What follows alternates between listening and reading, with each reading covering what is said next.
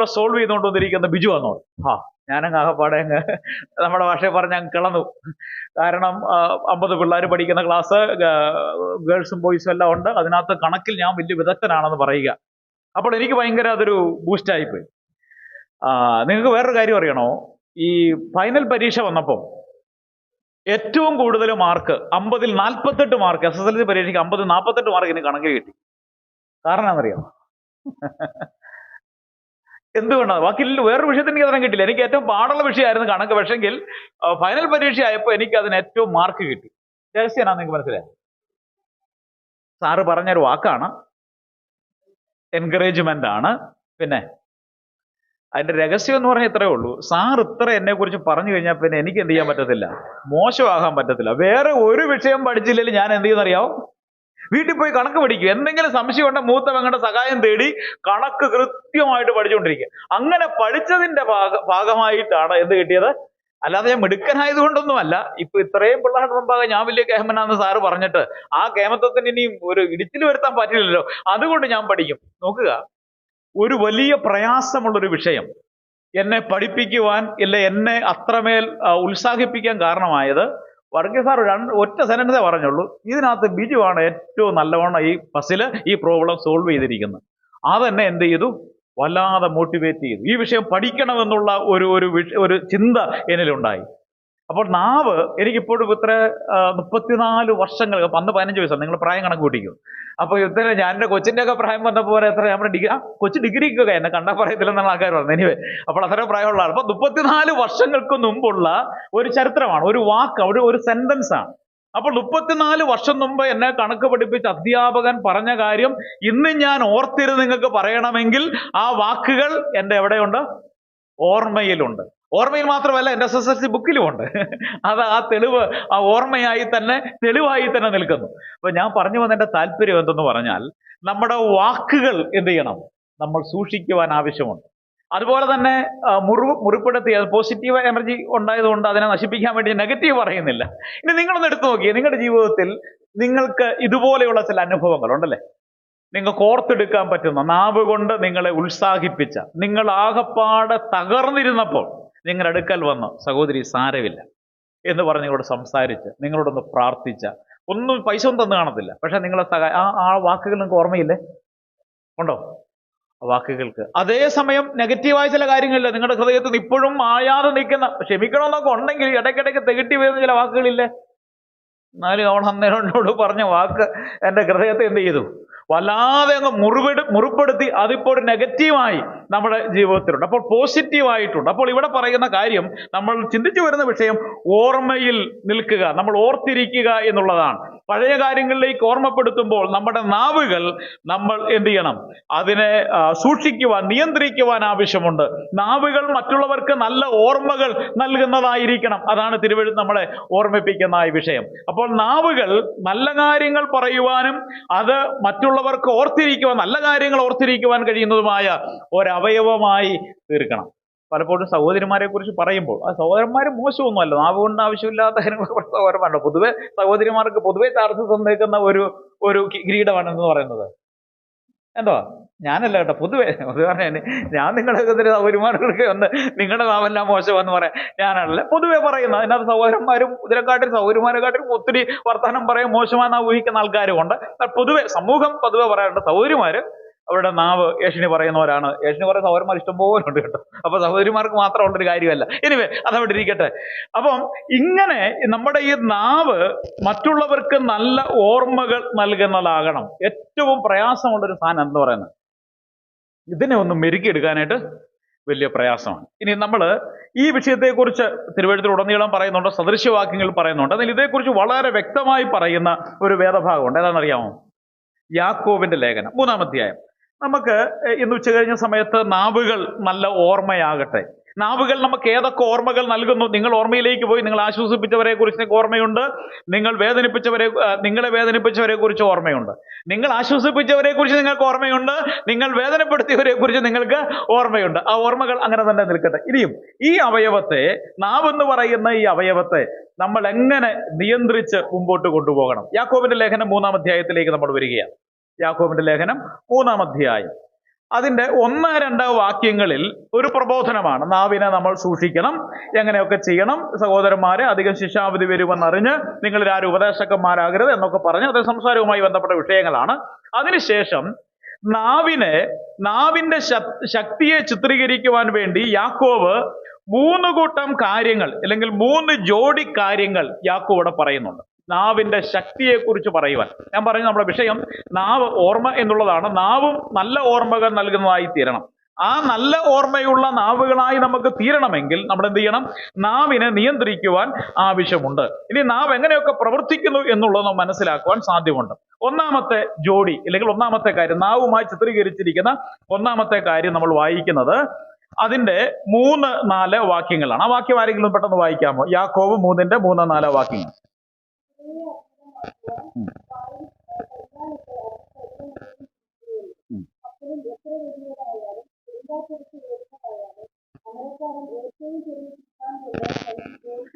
മതി. ഇവിടെ 2 കാര്യങ്ങളാണ് ഉപമിച്ച് 3 ജോഡികൾ പറയുന്നുണ്ട്. ഒന്നാമത്തെ ജോഡി 2 കാര്യങ്ങളാണ്. ഏതൊക്കെയാണ്? ഒന്ന് എന്നാ? കുതിര നിയന്ത്രിക്കുന്നത് കൊണ്ടാണ്, കടിഞ്ഞാൻ കൊണ്ടാണ്. മറ്റൊന്ന് എന്താണ്? ചുക്കാൻ. അതെന്താണ്? കപ്പലിനെ നിയന്ത്രിക്കുന്ന കപ്പൽ. 2 കാര്യങ്ങൾ, ഒന്ന് കടിഞ്ഞാൻ, മറ്റൊന്ന് ചുക്കാൻ. ഒരു ചെറിയ കടിഞ്ഞാൻ വലിയ കുതിര എന്ത് ചെയ്യുന്നു? വളരെ നമ്മൾ വണ്ടിയുടെ ഒക്കെ ശക്തി ഹോഴ്സ് പവർ എന്ന് പറയുന്നത് പറയാൻ അത്ര ശക്തിയാണ്. അപ്പോൾ അതിനെ നിയന്ത്രിക്കുന്ന എന്താണ്? ഒരു കടിഞ്ഞാനാണ്. അതുപോലെ തന്നെ ഒരു വലിയ കപ്പലിനെ ഒരു ചെറിയ ചുക്കാൻ എന്ത് ചെയ്യുന്നു? വലിയ കപ്പലിനെ, പടുകൂറ്റൻ കപ്പലിനെ ഒരു ചുക്കാൻ എന്ത് ചെയ്യാണ്? അത് നിയന്ത്രിച്ചു വെക്കുവാൻ പ്രാപ്തമാക്കുന്നു. ഇത് നമ്മളെ സൂചിപ്പിക്കുന്ന വിഷയം, നാവ് ശരീരത്തിലെ ഒരു ചെറിയ അവയവമാണ്, എന്നിട്ടും അതിന് വലിയ കാര്യങ്ങൾ ചെയ്യുവാനായിട്ടുള്ള ഒരു കടിഞ്ഞാണ് കുതിരയെ നിയന്ത്രിക്കുവാൻ കഴിയുന്നത് പോലെ, അതുപോലെ ചുക്കാൻ ഒരു വലിയ കപ്പലിനെ നിയന്ത്രിക്കുവാൻ സാധിക്കുന്നത് പോലെ, നാവ് ഒരു ചെറിയ അവയവമാണെങ്കിലും അതിന് വൻ കാര്യങ്ങളെ ചെയ്യുവാനായിട്ട് സാധിക്കും. അതാണ് ഇവിടെ പറഞ്ഞിരിക്കുന്ന ഒന്നാമത്തെ കാര്യം. അപ്പോൾ നാവ് ശരീരത്തിൽ ഒരു ചെറിയ അവയവമാണ്, എന്നാലും അതിന് വലിയ കാര്യങ്ങൾ ചെയ്യുവാൻ സാധിക്കും. നാവ് കൊണ്ട് എന്തൊക്കെ കാര്യങ്ങളാണ് ചെയ്യാൻ സാധിക്കുന്നത്? ഈ കടിഞ്ഞാനും, പിന്നെ ഇതിന്റെ ഉദാഹരണത്തിലേക്ക് ഈ കടിഞ്ഞാനും ചുക്കാനും എന്തിനാ ഉപയോഗിക്കുന്നത്? നിയന്ത്രിക്കും, അല്ലെ നമുക്ക് നയിക്കുവാൻ വേണ്ടിയാണ്. അപ്പൊ കുതിര ഏത് ദിക്കിലേക്ക് പോകണമെന്ന് നിയന്ത്രിക്കുന്ന എന്താണ്? നയിക്കുന്ന എന്താണ്? ഈ കടിഞ്ഞാനാണ്. അതുപോലെ ചുക്കാനും കടിഞ്ഞാണും എന്ന് പറയുന്ന 2 സാധനങ്ങൾ അത് നയിക്കുവാനുള്ളതാണ്. അപ്പൊ ഞാൻ അതിന് ഇങ്ങനെ പറയാം, നാവിന്റെ ശക്തി എന്ന് പറയുന്നത് നാവിന് നയിക്കുവാനുള്ള ശക്തിയുണ്ട്. മനസ്സിലാവുന്നുണ്ടോ? അതുകൊണ്ടാണ് 1-ാമത്തെ വാക്യത്തിൽ പറയുന്നത്, സഹോദരന്മാരെ ശിക്ഷാവിധിയിലാകുമെന്ന് വിചാരിച്ച് നിങ്ങൾ അനേകരാകരുത്, ഉപദേഷ്ടാക്കന്മാരാകരുത്. ഉപദേഷ്ടാക്കന്മാർ എന്ത് ചെയ്യുന്നത്? നയിക്കുകയാണ്. നല്ല സത്യത്തിലൂടെ, നല്ല മാർഗത്തിലൂടെ ആൾക്കാരെ നയിക്കുകയാകുന്നു ഈ ഉപദേഷ്ടാക്കന്മാർ. അത് ഏത് അവയവത്തിലൂടെയാ? നാവിലൂടെയാണ് അവരതിനെ ചെയ്യുന്നത്. അപ്പോൾ നാവിന് നയിക്കുവാനായിട്ടുള്ള ശക്തിയുണ്ട്, ടു ഗൈഡ്. മറ്റുള്ളവരെ നേരായ പാതയിലൂടെ നയിക്കുവാനുള്ള ശക്തിയുണ്ട്. അതുകൊണ്ടാണ് നാവിനെ ചുക്കാനോടും കടിഞ്ഞാണിനോടും ഉപമിച്ച് പറഞ്ഞിരിക്കുന്നത്. സദൃശ്യവാക്യങ്ങൾ 15:1 വായിക്കുന്നത്, മൃദുവായ ഉത്തരം എന്ത് ചെയ്യുന്നു? കോപത്തെ ശമിപ്പിക്കുന്നു. കഠിനവാക്കോ കോപത്തെ. അപ്പോൾ ഒരു മനുഷ്യന്റെ കോപത്തെ നിയന്ത്രിക്കുവാനും അതിനെ കൂടുതൽ പെടുത്തുവാനായിട്ടും എന്തിനു സാധിക്കും?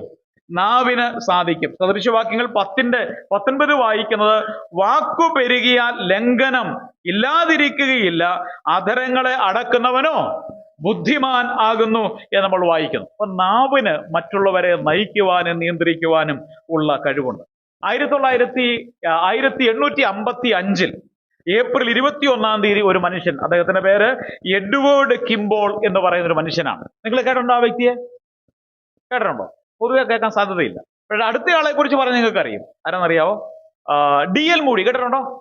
എല്ലാവരും തന്നെ അല്ലേ. പക്ഷെ ഈ എഡ്വേർഡ് കിംബോൾ എന്ന് പറയുന്ന ആള് അധികം ആൾക്ക് പറഞ്ഞുകൂടാ. ഞാൻ കഴിഞ്ഞ ദിവസം വായിച്ചപ്പോഴാണ് ഇങ്ങനൊരു മനുഷ്യനെ കുറിച്ച് ഞാൻ വായിച്ചത്. ഇദ്ദേഹം എന്ത് ചെയ്തെന്ന് ചോദിച്ചാൽ, ഈ 1855 ഏപ്രിൽ 25 എഡ്വേർഡ് കിംബോൾ എന്ന് പറയുന്ന ഇദ്ദേഹം ബോസ്റ്റണിലെ ഒരു ഷൂ കടയിൽ കയറി. അവിടെ ഷൂ കടയിൽ കണ്ടപ്പോൾ ഒരു മനുഷ്യൻ ഷൂവിന്റെ റിപ്പയറും പരിപാടിയൊക്കെ അദ്ദേഹത്തിന് D.L. മൂഡി അദ്ദേഹത്തോട് ദൈവിക സുവിശേഷം പറഞ്ഞു. അദ്ദേഹത്തെ ക്രിസ്തുവിങ്കലേക്ക് നയിച്ചു. ഈ D.L. മൂഡി പിന്നീട് വിശ്വപ്രസിദ്ധനായ ഒരു പ്രഭാഷകനായി മാറി. അദ്ദേഹം ഒരു വലിയ ബൈബിൾ കോളേജ് നടത്തുന്നുണ്ട്.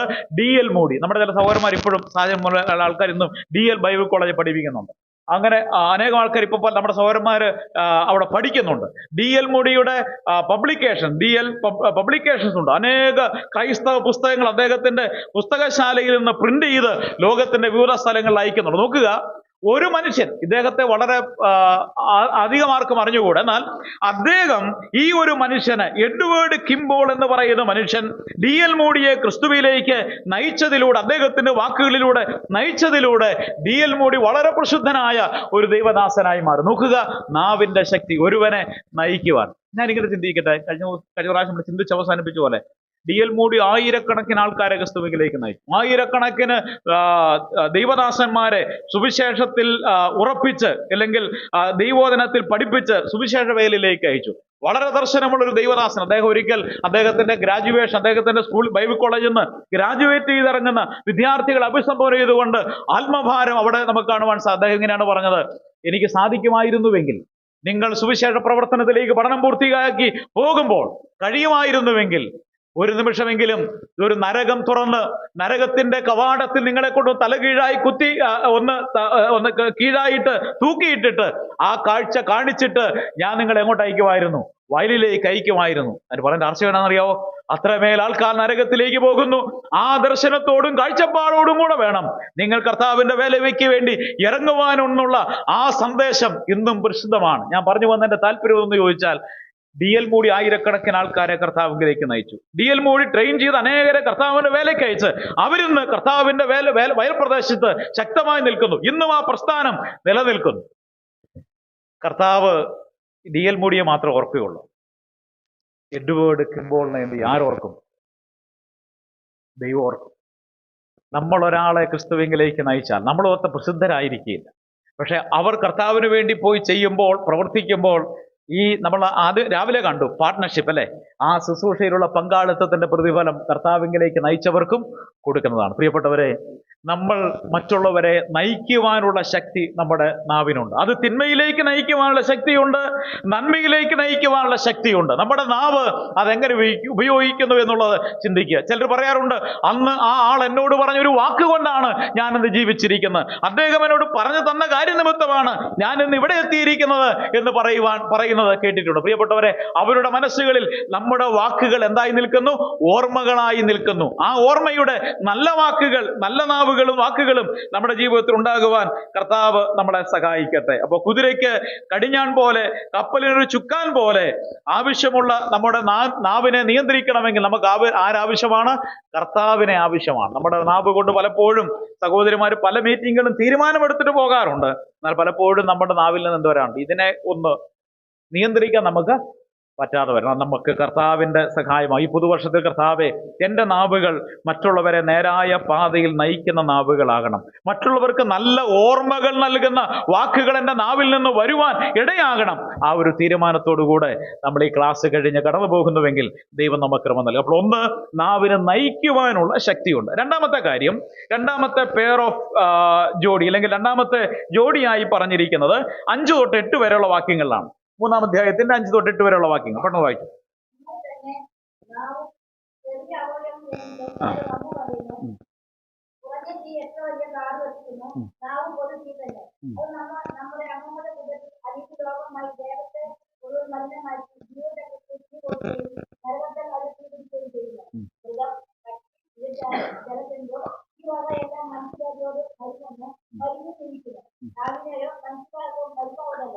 നാവിനെയോ മനുഷ്യർക്കാർക്കും മെരുക്കാവതല്ല. 2 കാര്യങ്ങളാണ് ഇവിടെ പറയുക. അതൊക്കെയാണെന്നറിയാവോ? ഒന്ന്, നമ്മൾ കണ്ടത് ചുക്കാനും കടിഞ്ഞാണും, ഒന്നാമത്തെ ജോഡി. അത് എന്താ ചെയ്യുന്നത്? ചുക്കാനും കടിഞ്ഞാൻ എന്താ ചെയ്യുന്നത്? നിയന്ത്രിക്കുവാൻ, നയിക്കുവാൻ വേണ്ടി. അപ്പൊ നാവിന് നയിക്കുവാനുള്ള ശക്തിയുണ്ട്. രണ്ടാമത്തെ കാര്യം, 2 കാര്യങ്ങൾ എന്നൊന്ന് ഓർത്ത് പറയാമോ? ഇവിടെ പറയുന്ന കാര്യങ്ങൾ. നാവിന് ഒന്ന് തീയാണ്, മറ്റൊന്നെന്താണ്? അടങ്ങാത്ത. 8-ാമത്തെ വാക്യം ഒന്ന്, നാവിനെയോ മനുഷ്യർക്കാർക്കും മെരുക്കാവതല്ല. മെരുക്കുക ഇവിടെ മൃഗത്തെ കുറിച്ച്. അതൊരു മൃഗമാണ്. ചില മൃഗത്തെ മനുഷ്യന് മെരുക്കുവാൻ പറ്റും. അപ്പൊ 2 കാര്യങ്ങൾ. ഒന്ന്, തീ. ഒന്ന്, നാവ് ഒരു തീയാണ്. മറ്റൊന്നെന്താണ്? ഒരു മൃഗമാണ്. ഇതിനോട് ഉപമിച്ചാണ് ചിത്രീകരിച്ചിരിക്കുന്നത്. അപ്പോൾ നാവ് ശരീരത്തിലെ ഒരു ചെറിയ അവയവമാണ്, പക്ഷെ അത് വലിയ നാശത്തിന് കാരണം. അപ്പോൾ രണ്ടാമത്തെ കാര്യം നമുക്ക് ഇങ്ങനെ പറയാം, നാവിന് നശിപ്പിക്കുവാനുള്ള ശക്തിയുണ്ട്. ഒന്ന്, നയിക്കുവാനുള്ള ശക്തി നാവിനുണ്ട്. അതുപോലെ രണ്ട്, തീ എന്ത് ചെയ്യുന്നു? ഒരു വലിയ ഒരു വനത്തെ ഒരു ചെറിയ തീ എന്ത് ചെയ്യുന്നു? അപ്പൊ നാവിന് എന്തിന് ശക്തിയുണ്ട്?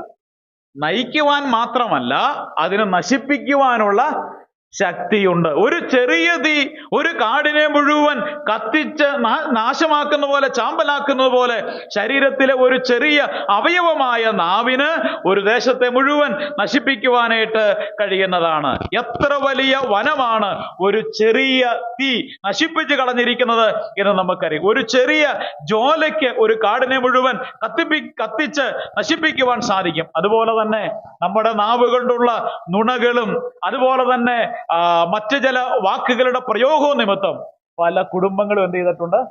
നശിച്ചിട്ടുണ്ട്. ചില നാവുകളുടെ പ്രയോഗം കൊണ്ട് ചില സഭകൾ എന്ത് ചെയ്തിട്ടുണ്ട്? നശിച്ചിട്ടുണ്ട്.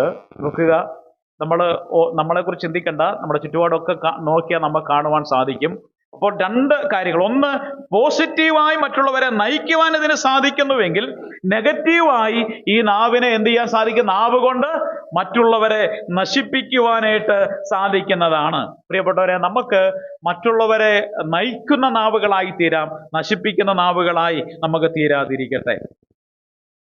മാത്രമല്ല, ഇവിടെ നമ്മൾ വായിക്കുന്നത് നമ്മുടെ വാക്കുകൾക്ക് തീ കത്തിക്കുവാനായിട്ടുള്ള കഴിവുണ്ട്. അതുകൊണ്ടാണ് നമ്മൾ വായിക്കുന്നത്, ഒരു മനുഷ്യൻ ഇങ്ങനെ പറയുന്നത്, നമ്മുടെ നാവ് എപ്പോഴും അവിടെ കിടക്കുന്നത്? പല്ലിനിടയ്ക്കാണ്. വെള്ളത്തിനകത്താണ് കിടക്കുന്നത്. കാരണം എന്നാണെന്നറിയാം? ഇത് വെള്ളത്തിൽ ഇട്ടിട്ട് തന്നെ എന്തൊരു കത്തല പറഞ്ഞത്. ഇത് വെള്ളത്തിലെങ്ങാണോ അല്ല. നമ്മളെപ്പോഴും ഈ സംസാരിക്കുമ്പോൾ നമുക്ക് നാവ് വരണ്ടു പോയാൽ, അല്ലെ, വെള്ളമില്ലെങ്കിൽ ഇത് നാവിങ്ങനെ എനിക്കിങ്ങനെ ചക്കയിലിട്ട് എണ്ണ പോലെ എൻ്റെ നാവിങ്ങനെ 2-3 മണിക്കൂറായിട്ട് ഇങ്ങനെ അടിച്ചുകൊണ്ടിരിക്കുന്നത് ഇതിനകത്ത് വെള്ളം ഉള്ളത് കൊണ്ടാണ്. ഇല്ലെങ്കിൽ എന്താ വിഷയം? അപ്പോൾ ഇത് കത്തുന്ന തീയാണെന്ന് ദൈവത്തിന് അറിയാം. അതുകൊണ്ട് ദൈവം തമ്പുരാൻ തന്നെ എന്ത് ചെയ്തിരിക്കുക? ഇത് വെള്ളത്തിൽ ഇട്ട, ഇത് വെള്ളത്തിൽ കിടന്നിട്ട് തന്നെ എന്തൊരു കത്തിയല്ലേ. ഇത് വെള്ളത്തിൽ നിന്നെങ്ങാണ് എടുത്തിരുന്നെങ്കിൽ, വെള്ളത്തിലെങ്ങാണോ അല്ലായിരുന്നുവെങ്കിൽ എന്താകുമായിരുന്നു വിഷയം? അപ്പൊ നാവ് ഇത് കത്തിക്കുന്നതാണ്. നാവിന് മറ്റുള്ളവരുടെ മേൽ തീയായി തീരുവാൻ സാധ്യതയുണ്ട്. സദൃശ്യവാക്യങ്ങൾ 26-ന്റെ 20-21 വാക്യങ്ങൾ പെട്ടെന്ന് വായിക്കാമോ? സദൃശ്യവാക്യങ്ങൾ 20-21 വാക്യങ്ങൾ. 26-ന്റെ 20-21 സദൃശ്യവാക്യങ്ങൾ.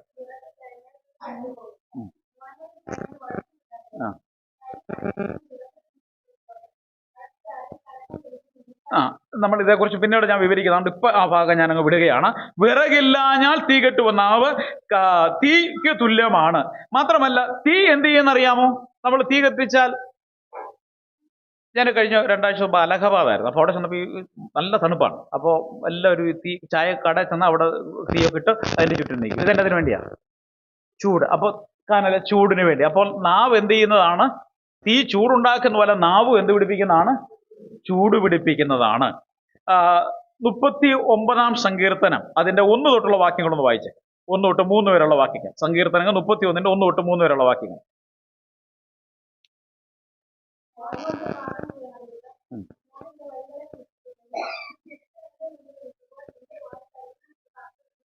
പറഞ്ഞു.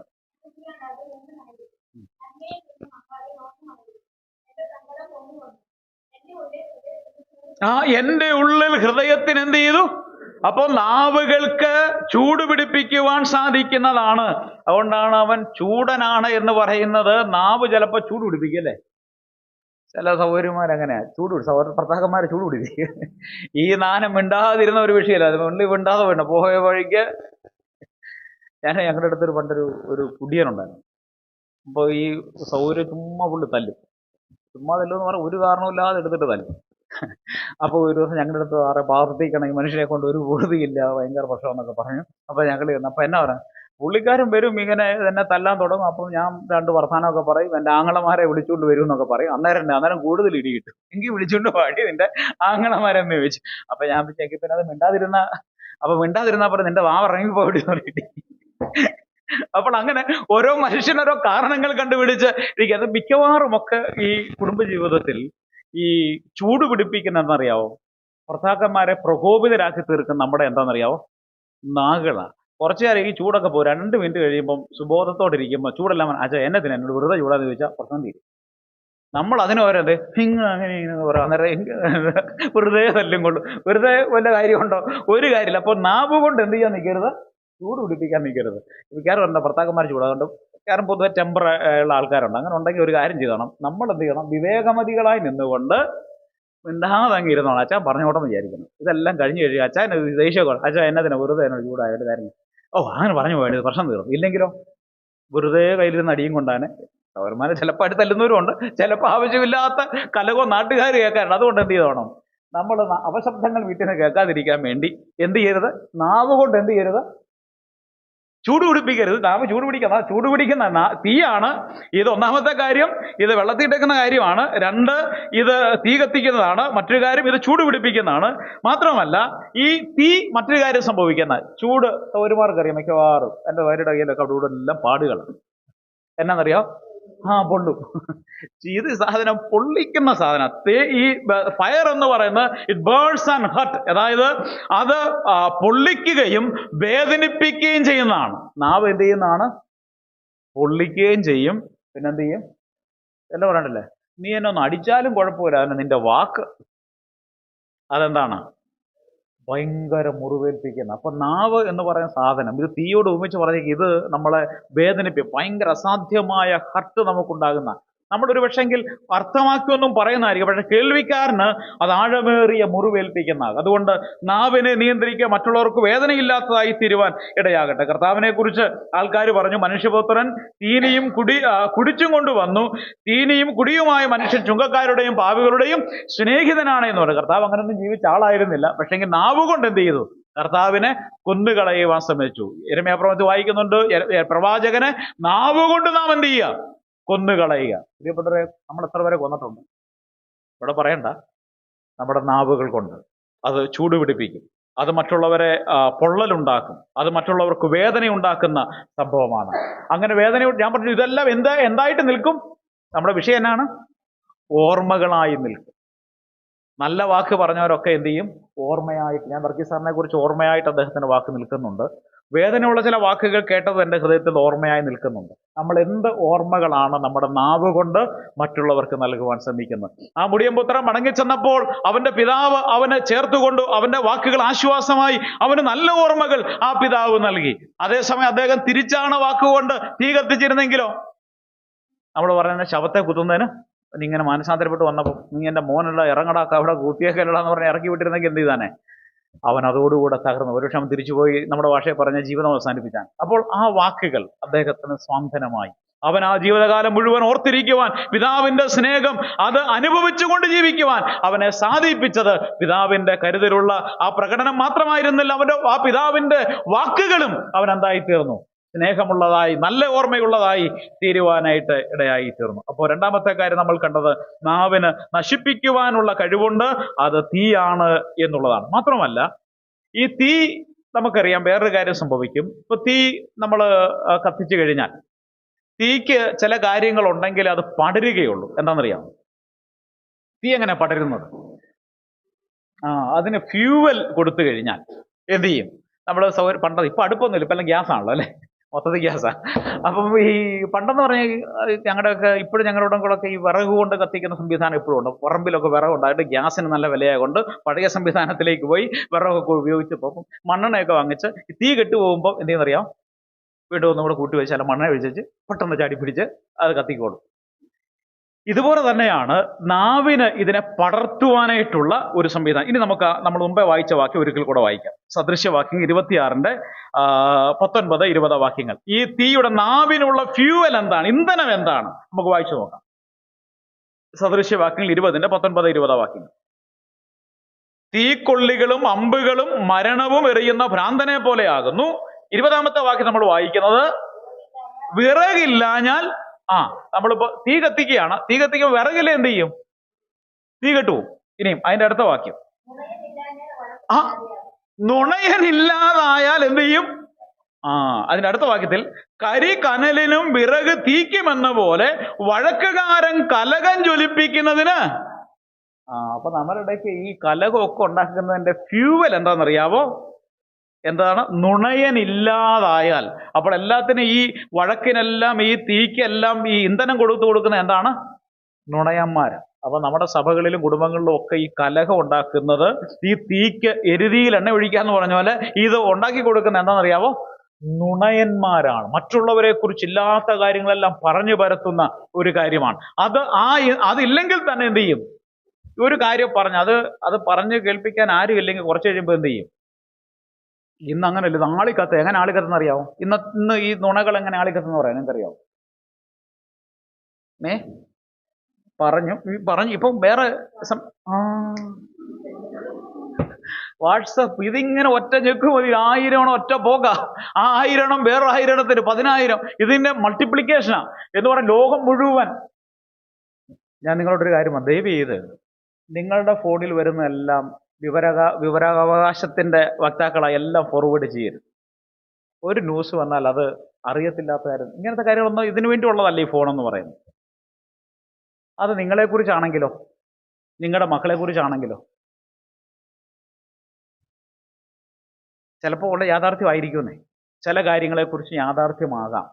ഒരുത്തനൊരുത്തിലൂടെ പോയി, ഒരു വിശ്വാസി അവിശ്വാസിയുടെ, ഇല്ല അവിശ്വാസി വിശ്വാസിയുടെ പോയി, അല്ലെങ്കിൽ അവള് കോളേജിൽ ഇന്നതിന് പോയി. ഓക്കെ, സംഭവിച്ച കാര്യം തന്നെ. ആത്മീയരായി നമ്മൾ എന്ത് ചെയ്യണം? വാട്സപ്പ് അയച്ച് ലോകത്ത് മുഴുവൻ അറിയിക്കണം. അത് ആത്മീയതയുടെ ഭാഗമാണ്.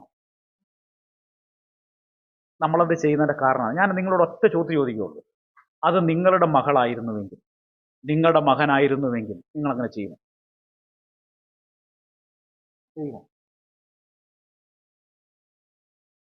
സാധാരണ ഒരു ചൊല്ലുണ്ട്, ആരാണ്ട് അമ്മയ്ക്ക് ഭ്രാന്ത് പിടിച്ച കാണാൻ നല്ല ശേല. പ്രിയപ്പെട്ടവർ, ഇതൊക്കെ നാളെ നമ്മുടെ കുടുംബങ്ങളിൽ വരാതിരിക്കട്ടെ. ദൈവം കരുണ ചൊരിയട്ടെ. പക്ഷേ അങ്ങനെ അവർ ചെയ്തത് ന്യായീകരിക്കുന്നില്ല, അത് തെറ്റ് തന്നെയാണ്. പക്ഷെങ്കിൽ അവരുടെ മാതാപിതാക്കൾ കടന്നു പോകുന്ന മാനസിക വ്യത നിങ്ങൾക്കറിയാമോ? അവരുടെ ബന്ധുക്കൾ കടന്നു പോകുന്ന മാനസിക വ്യത അറിയാമോ? വലിയ വേദനയിലൂടെയാണ്. ആ സമയത്ത് ഇങ്ങനത്തെ വാർത്തകൾ പ്രചരിപ്പിക്കുവാനും അവരെ ഇകഴ്ത്തി കാണിക്കാനുള്ള ശ്രമം നമ്മൾ നടത്തുന്നത് ആത്മീയതയുടെ ഭാഗമല്ല, അത് സാത്താന്യമാണ്. ആത്മീകരാണെങ്കിൽ ചെയ്യേണ്ടതെന്ന് അറിയാമോ? ഈ കഷ്ടപ്പെട്ടിരിക്കുന്നവർ സാരമില്ല, അങ്ങനെ സംഭവിച്ചില്ലേ, അവൾ മാനസാന്തരപ്പെടാൻ നമുക്ക് പ്രാർത്ഥിക്കാം. അവർക്കൊരു ആശ്വാസമായി നിൽക്കണം, അവരെ ചേർത്ത് പിടിക്കണം. കഴിയുമെങ്കിൽ തെറ്റിപ്പോയവരെ നമ്മൾ വീണ്ടും ചെന്ന് സാന്ത്വനിപ്പിക്കണം, അവരെ മാനസാന്തരത്തിലേക്ക് നയിക്കുവാനുള്ള ശ്രമം നടത്തണം. അതാണ് ബിബ്ലിക്കൽ പാറ്റേൺ, അതാണ് ദൈവവചനത്തിന്റെ പ്രമാണം. അല്ലാതെ ലോകം മുഴുവൻ ഇതെല്ലാം കണ്ട് അവരുടെ കണ്ണുനീരും വേദനകളും കാണാതെ സാഡിസ്റ്റുകളെ പോലെ മറ്റുള്ളവരുടെ കണ്ണുനീര് കണ്ട് ആസ്വദിക്കുന്നത് പോലെ ഇടയാകാതിരിക്കട്ടെ. അതുകൊണ്ട് ഈ നാൾ ഈ മാധ്യമങ്ങളൊന്നും മോശമാണെന്ന് ഞാൻ പറയാം. നല്ലതിന് ഉപയോഗിക്കാം, നമുക്ക് മോശത്തിന് ഉപയോഗിക്കാം. നമ്മൾ ആവശ്യമില്ലാത്ത മെസ്സേജുകൾ ഫോർവേഡ് ചെയ്യുന്നത് സൂക്ഷിച്ച് ചെയ്യുവാൻ ഇടയാകട്ടെ. മറ്റുള്ള ഹൃദയങ്ങൾക്ക് അത് വേദന ഉണ്ടാക്കുവാൻ നമ്മൾ ഈ പറഞ്ഞ ഇന്ധനമായി തീരും. മറ്റുള്ള ഇങ്ങനെയുള്ള ഈ ദുർപ്രചരണങ്ങൾ കാട്ടുതീ പോലെ പടരുവാൻ ഒരു നുണയന്റെ വാക്കുകളുണ്ടല്ലെങ്കിൽ ഇങ്ങനെയുള്ള ഫോർവേഡുകളിലൂടെ ചെയ്യാതിരിക്കുവാൻ കർത്താവ് നമ്മളെ സഹായിക്കട്ടെ. അപ്പോൾ നാവ് എന്ന് പറയുന്നത് അത് ഇന്ധനമില്ലാതെ, നുണയനില്ലാഞ്ഞാൽ അത് നിന്നുപോകും. മാത്രമല്ല ഈ തീക്ക് വലിയൊരു കുഴപ്പമുണ്ട്. ഇതെന്ത് ചെയ്യുന്നതാണ്? ഇത് പടരുകയും അത് മറ്റുള്ളതിനെ നശിപ്പിക്കുകയും ചെയ്യുന്നതാണ്. അല്ലേ? തീ എന്ത് ചെയ്യും? ഒരു കാട് മുഴുവൻ എന്ത് ചെയ്യും? നശിപ്പിക്കും. പ്രിയപ്പെട്ട എത്ര കുടുംബങ്ങൾ, എത്ര സഭകൾ, നിങ്ങൾ കണ്ണ് തുറന്ന് നോക്കിയാൽ അറിയാം. മറ്റൊരു കാര്യങ്ങൾ അവിടെ ഉണ്ടായില്ല, ചെറിയ ചെറിയ കാര്യങ്ങളുണ്ടായി. നാവ് കൊണ്ട് ദൈവദാസന്മാരെ ഒടുക്കിക്കളഞ്ഞവർ, നാവ് കൊണ്ട് സഭകളെ ഇല്ലാതാക്കിയവർ, നാവ് കൊണ്ട് ചില കുടുംബങ്ങളെ ഇല്ലാതാക്കി. നുണപ്രചരണങ്ങൾ എന്തെങ്കിലും ഇതിലോ കൊണ്ട് സ്പാർക്ക് ഉണ്ടെങ്കിൽ അതിന് ദശയെല്ലാം വെച്ച കഥ വലുതാക്കി വിപുലീകരിച്ച് തെറ്റിദ്ധാരണകൾ ഉണ്ടാക്കി കുടുംബങ്ങളെയും സഭകളെയും തകർക്കുന്ന, നശിപ്പിക്കുന്ന ഒരു കാര്യമായി നമ്മുടെ നാവുകൾ തീർന്നു. പ്രിയപ്പെട്ടവർ, അത് ദൈവം കണക്കിടുന്ന ഒരു വലിയ കാര്യമായി കാണുവാൻ കർത്താവ് നമുക്ക് കൃപ നൽകട്ടെ. സദൃശ്യവാക്യങ്ങൾ 16:27 നമ്മൾ ഇങ്ങനെയാണ് വായിക്കുന്നത്. സദൃശ്യവാക്യം 16:27, നിസാര മനുഷ്യൻ പാതകം എന്ന കുഴി കുഴിക്കുന്നു, അവന്റെ അധരങ്ങളിൽ കത്തുന്ന തീയുണ്ട്. അവന്റെ അധരങ്ങളിൽ കത്തുന്ന തീയുണ്ട് എന്ന് നമ്മൾ വായിക്കുക. അപ്പോൾ രണ്ട് കാര്യങ്ങൾ നാവിന് ചെയ്യുവാൻ സാധിക്കും. രണ്ട് കാര്യം, ഒന്ന് നയിക്കുവാനുള്ള കഴിവ് നാവിനുണ്ട്, അതുപോലെ തന്നെ നാവിന് തീയെ പോലെ നശിപ്പിക്കുവാനുള്ള കഴിവുണ്ട്. മൂന്നാമത്തെ ഒരു കാര്യം പറഞ്ഞാൽ ആ ഭാഗം വിടാം. 9 തൊട്ട് 12 വരെയുള്ള വാക്യങ്ങൾ, യാക്കോബ് ലേഖനം 3-ാം അധ്യായം 9 തൊട്ട് 12 വരെയുള്ള വാക്യങ്ങൾ.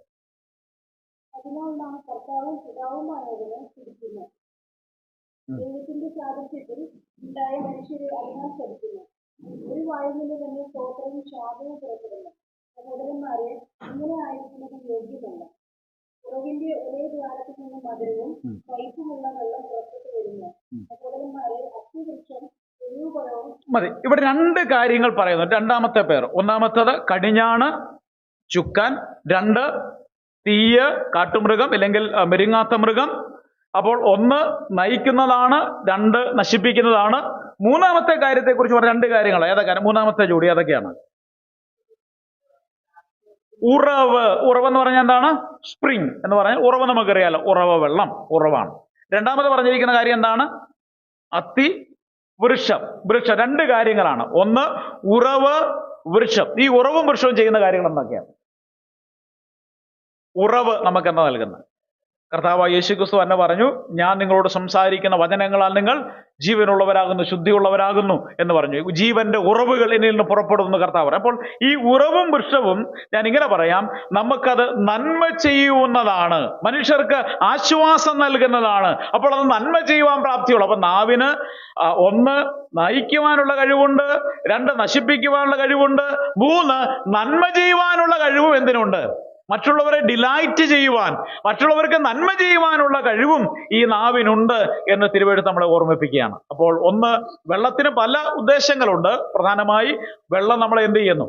അത് നമുക്ക് ജീവൻ നൽകുന്നതാണ്, മറ്റൊന്ന് നമുക്ക് ശുദ്ധീകരിക്കുന്നതാണ്. സദൃശ്യവാക്യങ്ങൾ 10:11 വായിക്കാമോ? സദൃശ്യവാക്യങ്ങൾ 10:11.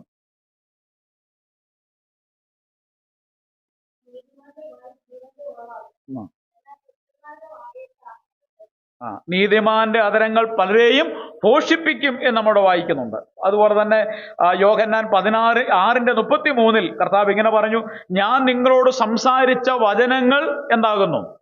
നിങ്ങൾ ശുദ്ധിയുള്ളവരായി തീരുന്നു എന്ന് കർത്താവ് പറഞ്ഞു. അതുപോലെ തന്നെ ആത്മാവും ജീവനുമാകുന്നു എന്ന് കർത്താവ്. സദൃശ്യവാക്യങ്ങൾ 13:14.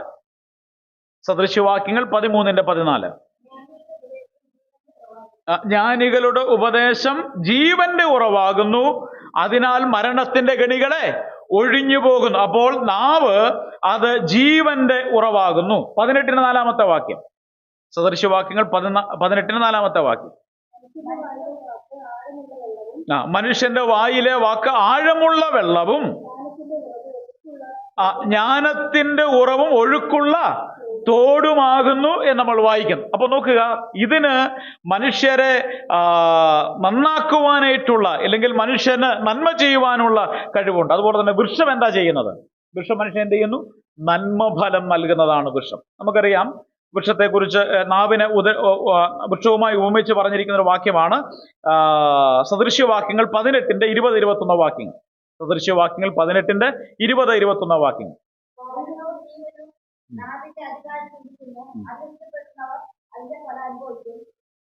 വായുടെ ഫലത്താൽ മനുഷ്യന്റെ ഉദരം നിറയും, അധരങ്ങളുടെ വിളവ് കൊണ്ട് അവന് തൃപ്തി വരും. മരണവും ജീവനും നാവിന്റെ അധികാരത്തിൽ ഇരിക്കുന്നു, അതിൽ ഇഷ്ടപ്പെടുന്നവൻ അതിന്റെ ഫലം അനുഭവിക്കും. അപ്പോൾ ഒരു വൃക്ഷത്തിൽ നിന്ന് മനുഷ്യൻ നന്മ ചെയ്യുന്നത് പോലെ നമ്മുടെ നാവ് കൊണ്ട് എന്ത് ചെയ്യണം? ആ വായുടെ ഫലത്താൽ മനുഷ്യന്റെ ഉദരം നിറയുവാൻ ഇടയാകണം. അതുകൊണ്ടാണ് യാക്കോബ് ലേഖനത്തിൽ പറയുന്നത്, ഒരേ ഉറവിൽ നിന്ന് എന്ത് ചെയ്യത്തില്ല, കയ്പ് വെള്ളവും പുറപ്പെടത്തില്ല, അതുപോലെ തന്നെ ശുദ്ധവെള്ളവും മധുരമുള്ള വെള്ളവും പുറപ്പെടും എന്ന് പറഞ്ഞു കഴിഞ്ഞാൽ, നമ്മളൊക്കെ സാധാരണ രീതിയിൽ ആരാധനയ്ക്ക് വരുമ്പോൾ സ്തോത്രം ഹല്ലേലൂയായും വീട്ടിൽ ചെന്ന് കഴിയുമ്പോൾ അന്യഭാഷയും, അല്ലെ?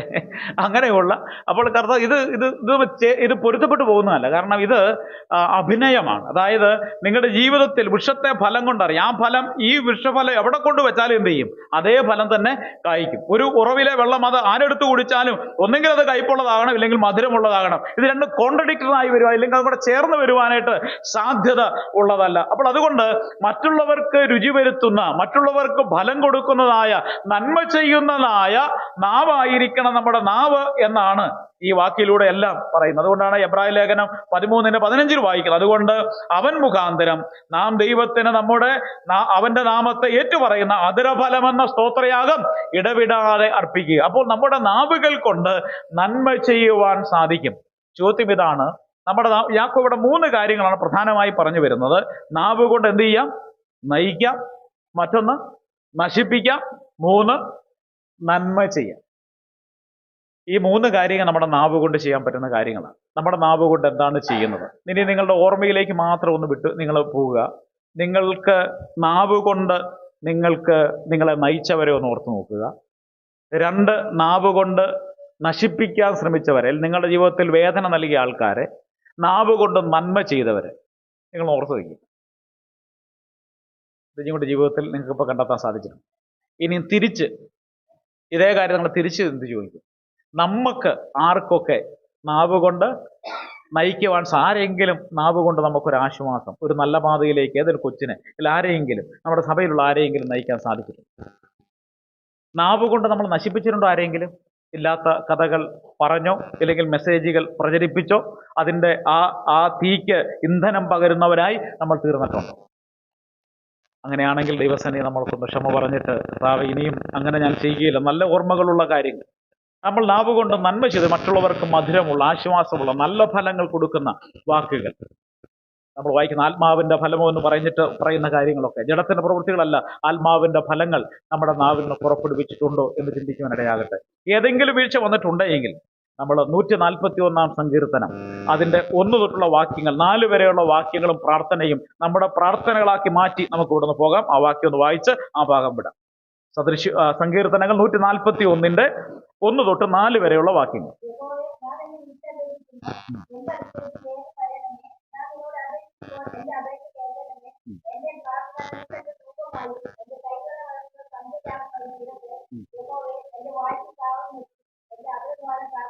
യഹോവേ, എന്റെ വായ്ക്ക് ഒരു കാവൽ നിർത്തി എന്റെ അധരധ്വാനം കാക്കേണമേ.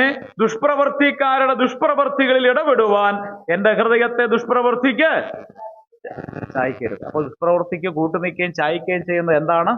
നമ്മുടെ നാവ്. അതുകൊണ്ടാണ് സങ്കീർത്തനക്കാരൻ പറയുന്നൊരു കാര്യമുണ്ട്, യഹോവേ, എന്റെ വായ്ക്ക് ഒരു കാവൽ നിർത്തി എന്റെ അധരദ്വാരത്തെ എന്ത് ചെയ്യണം?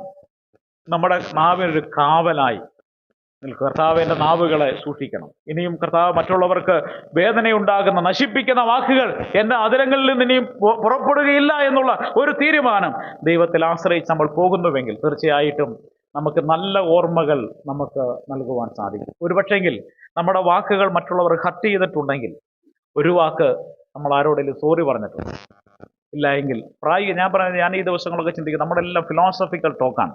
ബ്രദർക്ക് ഏറ്റവും ആവശ്യം എന്ന് പറഞ്ഞാൽ എന്താണെന്നറിയാമോ? താത്വികമായ പോലെ പ്രഭാഷണങ്ങളാണ്. തീർച്ചയായും നല്ല കാര്യം. പഠനത്തിൽ താത്വികമായ കാര്യങ്ങളൊക്കെ ക്രമീകത പഠിക്കേണ്ട ആവശ്യമാണ്. നമുക്കിങ്ങനെ ഒരു തിയററ്റിക്കൽ ആസ്പെക്റ്റിൽ മാത്രം നിന്നുകൊണ്ട് നമ്മൾ എന്ത് ചെയ്യുന്നു? പലപ്പോഴും ബൈബിളിനെ പഠിക്കും. നമുക്കിതിനെ പ്രായോഗിക തലത്തിൽ കാണുവാൻ സാധിക്കുമ്പോഴാണ് ദൈവത്തിൻ്റെ ആത്മാവ് നമ്മുടെ ഹൃദയത്തോട് ഇടപെടുകയും നമുക്ക് രൂപാന്തരം ഉണ്ടാകുകയും ചെയ്യുന്നു. അല്ലെങ്കിൽ ദൈവവചനത്തിൽ വായിക്കുന്ന അറിവ് എന്ത് ചെയ്യുന്നു? ചീർപ്പിക്കുന്നു. നമ്മളിങ്ങനെ ചീർത്തിരിക്കുക. ഈ ചീർത്ത അറിവ് ഇതൊക്കെ നമുക്കറിയാം. അതുകൊണ്ട് എത്ര തെറ്റ് ചെയ്താലും ഒരു സോറി പറയാൻ നമ്മളെ കൊണ്ട് പറ്റുന്നില്ല. ഇതെല്ലാം വചനമൊക്കെ ബൈബിളൊക്കെ മനഃപ്പാഠമാക്കി വെച്ചിരിക്കുക. പക്ഷേ നമ്മൾ എൻ്റെ വാക്ക് ആ സഹോദരിക്ക്, എൻ്റെ ഭർത്താവ്, എൻ്റെ ഭാര്യയ്ക്ക് ഒരു സങ്കടമായി, ഒരു മുറിവായി മാറി. ഞാൻ സോറി കേട്ടോ, ഞാൻ ആ വാക്ക് പറഞ്ഞ് ക്ഷമ ചോദിക്കുന്നു, എന്നോട് ക്ഷമിക്കണം, ഇനി ഞാനത് ചെയ്യുകയില്ല എന്നൊരു വാക്ക് പറഞ്ഞാൽ അവർക്ക് നല്ല ഓർമ്മയാണ്. നിങ്ങളുടെ വേറൊരു മെസ്സേജ് അവർക്ക് കൊടുക്കും. മറ്റുള്ളവരോട് എന്ത് ചെയ്യണം? സോറി പറയണം. നമ്മുടെ കുടുംബങ്ങളിലാകണം അത് തുടങ്ങേണ്ടുന്ന സ്ഥലം. നമ്മൾ മക്കളോടാണെങ്കിലും തെറ്റ് ചെയ്താൽ എന്ത് ചെയ്യണം? അവർക്കൊരു മെസ്സേജാണ്. അവർ ജീവിതത്തിൽ പഠിക്കും, എൻ്റെ അപ്പനൊരു കാര്യം തെറ്റ് ചെയ്തു, അല്ലെങ്കിൽ ഒരു അറിയാതാണെന്ന് പറഞ്ഞു, എന്നോട് പപ്പ ആ കാര്യം ചെയ്ത് തെറ്റാണെന്ന് പറഞ്ഞു, സോറി മോളെ, പപ്പ ക്ഷമിക്കണമെന്ന് പറഞ്ഞു. അവൾ നാളെ അവൾ ആരോടെങ്കിലും അങ്ങനെ ഒരു കാര്യം ചെയ്ത് അവൾക്കും എന്തായി തീർന്നു? ഒരു മെസ്സേജായി മറ്റുള്ളവർ എന്ത് പറയണം? സോറി പറയണം. പ്രിയപ്പെട്ടവർ, നമ്മുടെ നാവുകൾ അത് സൂക്ഷിക്കുവാൻ കർത്താവ് നമ്മളെ നാവുകൾ നല്ല ഓർമ്മകൾ, മറ്റുള്ളവർക്ക് നല്ല ഓർമ്മകൾ നൽകുന്ന നാവുകളായി തീരട്ടെ. മുടിയമ്പുത്രന്റെ ഓർമ്മകൾ, അവന്റെ പിതാവിന്റെ വാക്കുകൾ, നല്ല ഓർമ്മകൾ അവനുണ്ടായി. അവൻ വേറൊരു യജമാന്റെ അടുക്ക പോയപ്പോൾ അവന് ദുഷിച്ച വാക്കുകൾ, അവന് മുറിവുണ്ടായി. പിതാവിന്റെ ഭവനത്തിലേക്ക് മടങ്ങി വന്നപ്പോൾ അവനെ ആശ്വസിപ്പിക്കുന്നതായ വാക്കുകൾ അവനെ കേൾക്കുവാനിടയായി തീർന്നു. ആ നല്ല നാവുകൾ മറ്റുള്ളവരെ നയിക്കുന്നതായ, നശിപ്പിക്കുന്നതല്ല, നയിക്കുന്നതും മറ്റുള്ളവർക്ക് നന്മ ചെയ്യുന്നതുമായ നാവുകളായി തീരുവാൻ കർത്താവ് നമ്മളെ സഹായിക്കട്ടെ. ഇനിയും 10 കാര്യങ്ങൾ നമ്മൾ ചിന്തിച്ചതാണ്. മറ്റൊരു കാര്യത്തിലേക്ക് വളരെ പെട്ടെന്ന് നമുക്ക് മുമ്പോട്ട് പോയി ഞാൻ അവസാനിപ്പിക്കാം. സമയം 3 മണിയാകുമ്പോൾ എല്ലാവരും പോകാൻ റെഡി ആയിരിക്കാൻ അറിയാം. 1-2 കാര്യം വളരെ പെട്ടെന്ന് ഞാൻ പറഞ്ഞ് അവസാനിപ്പിക്കാം. സഹോദരിമാരുള്ള ബന്ധത്തിൽ എങ്ങനെ ഓർമ്മകൾ നമുക്ക് നിലനിർത്താം, നല്ല ഓർമ്മകൾ ഉണ്ടാകുന്നത് എങ്ങനെ എന്നീ കാര്യങ്ങൾ ചിന്തിച്ചുകൊണ്ടിരിക്കുക. 10 കാര്യങ്ങൾ നമ്മൾ കണ്ടു. 11-ാമത്തെ കാര്യം 13-ാമത്തെ വാക്യം. 1 തീമോഥെയോസ് ലേഖനമാണ് 5-ാം അധ്യായം.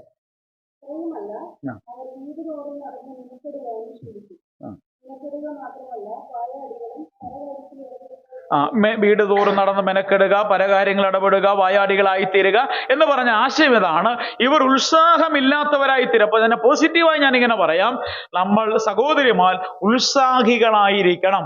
പല കാര്യങ്ങളിലും മെനക്കെട്ട് നടന്ന് വീട്ടിലെ കാര്യവും ഭർത്താവിന്റെ കാര്യവും മക്കളുടെ കാര്യവും ഒന്നും നോക്കാതെ നാട്ടിലൂടെയെല്ലാം ഓടി നടന്ന് ആവശ്യമില്ലാത്ത ദുഷ്പ്രചരണങ്ങളും നാവ് കൊണ്ട് മറ്റുള്ളവരെ കൊന്നും പ്രചരണങ്ങൾ നടത്തിയും ജീവിക്കുന്നവരാകരുത്. മറിച്ച് എന്താകണം? ഉത്സാഹമുള്ളവരായിരിക്കണം. അതാണ് അതിന്റെ പോസിറ്റീവായി, അതിനെ ക്രിയാത്മകമായി കണ്ടാൽ നമുക്ക് കാണുവാൻ സാധിക്കുന്നത്. അപ്പോൾ ഉത്സാഹികളായി തീരുക. നിങ്ങളുടെയൊക്കെ അമ്മമാരെ കുറിച്ചും ഓർമ്മകളില്ലേ? എന്താ നിങ്ങൾക്ക് ഓർമ്മ വരുന്നത്? പ്രായമുള്ളവർക്കറിയാം, അപ്പോൾ ഉള്ളവർ മോശമല്ല എങ്കിലും എനിക്ക് എൻ്റെ അമ്മയെ കുറിച്ച് ഓർമ്മ വരുന്നില്ല എന്ന് പറയാം. കാപ്പിക്കുരു പറിക്കാണ്ട് പോകുന്നു, വിറക് ഉറക്കാൻ പോകുന്നു, ആടിന് തീറ്റ കൊടുക്കാൻ പോകുന്നു, പശുവിന് തീറ്റ കൊടുക്കാൻ പോകുന്നു. എപ്പോഴും ഇങ്ങനെ നിരന്തരമായിട്ട് എന്താണ്? പണിയോട് പണിയാ. രാത്രി പശുവിനെ കാടിയൊക്കെ കൊടുത്ത് റെഡിയാക്കി രാവിലെ എഴുന്നേറ്റിനും പശുവിനെ കറക്കുന്ന അമ്മയെ കാണും. എന്ന് പറഞ്ഞാൽ നിരന്തരമായി അധ്വാനിക്കുന്ന, വേറൊരു കാര്യത്തിലും ഇടപെടുവാൻ പോകാതെ കുടുംബത്തിന് വേണ്ടി മക്കൾക്ക് വേണ്ടി അധ്വാനിക്കുന്ന, രാപകൽ പണിയുന്ന ഉത്സാഹിയായ ഒരു മെനക്കെട്ട് സമയം കളയാൻ. അയലോക്കത്ത് പോയിരുന്ന സമയമില്ലെന്ന് ഒന്നാമത്തെ കാര്യം. ഇവിടുത്തെ കാര്യമെല്ലാം മുടങ്ങും. അയലോക്കത്ത് പോയിരുന്ന് ഈ പറഞ്ഞ ഏഷിണിയും കുശുമ്പൊക്കെ പറഞ്ഞിരുന്ന വീട്ടിലെ കാര്യം നടക്കാതെ വരും. അപ്പോൾ അതുകൊണ്ട് അങ്ങനെ പ്രവർത്തന നിരതരായി എല്ലാ കാര്യങ്ങളിലും ഇടപെടുന്ന ഉത്സാഹിയായി ജീവിക്കുന്ന അമ്മമാരെ കുറിച്ച് നമുക്ക് ഓർമ്മയുണ്ട്. ഇതെല്ലാം കഴിഞ്ഞ് രാത്രി വന്നിരുന്ന് പ്രാർത്ഥിക്കുന്ന അമ്മയെ നമുക്ക് ഓർമ്മയുണ്ട്. നമ്മളെക്കുറിച്ച് ഈ ഓർമ്മകൾ മക്കൾക്കുണ്ടോ? എൻ്റെ അമ്മ കാര്യങ്ങളെല്ലാം നോക്കി കണ്ട് ചെയ്യുന്നു, പ്രാർത്ഥിക്കുന്നു, അതോ സമയം കിട്ടുമ്പോൾ അപ്പുറത്ത് പോയിരുന്ന ആവശ്യമില്ലാത്ത ഏഷണിയും ഭീഷണിയും പറഞ്ഞിട്ടൊക്കെ നാളായിട്ടാണോ നമ്മുടെ മക്കൾക്ക് ഓർമ്മ വരുന്നത്? അത് ഈ നല്ല ഓർമ്മകളുണ്ടോ? സദൃശവാക്യങ്ങൾ 31 27 28 വാക്യം നിങ്ങൾക്കെല്ലാം അറിയാം. വീട്ടുകാരുടെ പെരുമാറ്റം അവൾ സൂക്ഷിച്ചു നോക്കുന്നു, വെറുതെ ഇരുന്ന് അഹോവൃത്തി കഴിക്കുന്നില്ല. അവളുടെ മക്കൾ എഴുന്നേറ്റ് അവളെ ഭാഗ്യവതി എന്ന് പുകഴ്ത്തുന്നു.